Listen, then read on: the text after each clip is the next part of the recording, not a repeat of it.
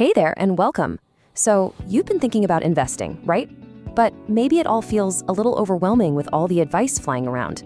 Well, don't worry, you've come to the right place. In this explainer, we're going to cut through all that noise and give you a clear, simple path to get started with confidence. So, let's get real for a second. You're earning, you're working hard, which is awesome. But then what? What's the next step? How do you take that hard-earned money and make it actually start working for you? So it grows even when you're not working. And this really gets to the heart of it. See, just stashing your money in a savings account, it feels safe, doesn't it?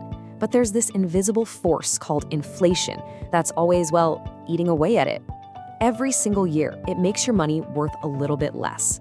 So that 100 rupees you save today, it just won't buy you the same amount of stuff a few years from now. Okay, so to make this super easy for you, we've broken it down into a simple roadmap. We'll kick things off with why you should even invest. Then we'll get into setting your goals, we'll look at your options, talk about why starting small is actually a huge deal, build that crucial foundation, and finally, we'll cover the common mistakes you definitely want to avoid. All right, section 1, let's tackle the big question first. Why even bother with investing? Look, the whole idea is actually pretty simple. It's about getting your money to work hard for you, instead of just letting it take a nap in your bank account. So why do it? Well, it really comes down to 3 main reasons. Number 1, you've got to beat inflation to make sure your money keeps its value. Number 2, this is how you build genuine long-term financial security for yourself and your family. And number 3, investing is basically the engine that's going to help you reach all those big life goals, buying that house, paying for education, or just having a stress-free retirement. Okay, moving on to setting your financial goals. And listen, this part is so important. Your investment strategy should be all about your goals, not about some hot tip you saw online or what your friend is doing. It's gotta be personal to you. And a really smart way to think about this is to break your goals down by time. So for short-term stuff, anything in the next 1 to 3 years, like a new vehicle or an emergency fund, you'll probably want safer options. For medium-term goals, maybe a down payment on a home in 3 to 5 years, you can adjust your strategy. And then for the really big long-term goals, like retirement, that's where you have time on your side to really aim for growth. All right, so you've got your goals figured out. Now, the million-rupee question: where do you actually put your money? That brings us right into our next section, your investment options.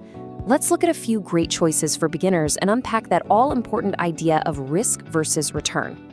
Here's a fundamental rule of investing. Every single option out there comes with 2 things: risk and the potential for a return. They're basically 2 sides of the same coin. Generally speaking, if something has the potential for really high returns, it's probably going to come with higher risk. The real secret is finding the right balance that you're comfortable with and that matches your goals. So for someone just starting out, here are 3 awesome places to look. First up, you have mutual funds, especially if you use something called an SIP, which is perfect for building a good habit. Then you've got equity, or stocks, which are fantastic for long-term growth. And finally, there's fixed income. Think FDs or bonds for when you need stability. Honestly, all 3 of these are great starting points for any beginner. Okay, let's talk about something that stops a lot of people from even getting started. We need to bust a huge myth right now. You do not need a ton of money to be an investor. Seriously, the real magic isn't in starting with a big amount. It's all about being consistent. And that's where the SIP, or Systematic Investment Plan, comes in. It's a super simple but really powerful idea. You just invest a small, fixed amount of money every single month into a mutual fund. It's automatic, it builds discipline, and it has this cool side effect where you end up buying more when prices are low and less when they're high, without even thinking about it. It's a real game changer. And look, when I say you can start small, I really mean it. You can literally start an SIP with just 500 rupees. It's not about the amount, it's about building the habit. Trust me, being consistent over many years is way, way more powerful than trying to be a genius who perfectly times the market. Now, before you jump in and invest your very first rupee, there's a crucial step we just can't skip. You've got to build a solid financial foundation first. It's like you wouldn't build a house on shaky ground, would you? It's the same idea here.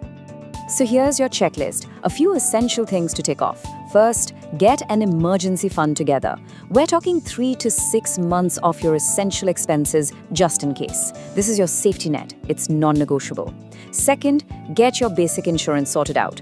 Third, if you have any high-interest debt, like from credit cards, make a plan to clear that first. And finally, the practical bit. Open up a demat account and get your KYC done. That's your ticket to the investing world.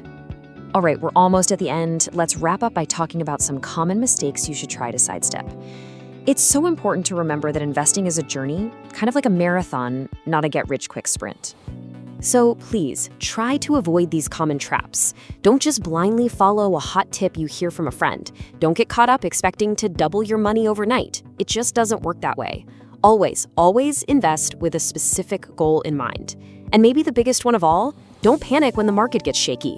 Ups and downs are totally normal. They're part of the game.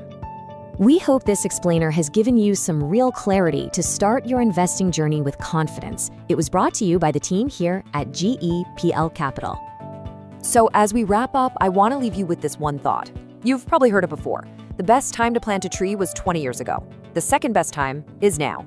It's the same with investing. The best time to start was yesterday, but the next best time? It's right now, today.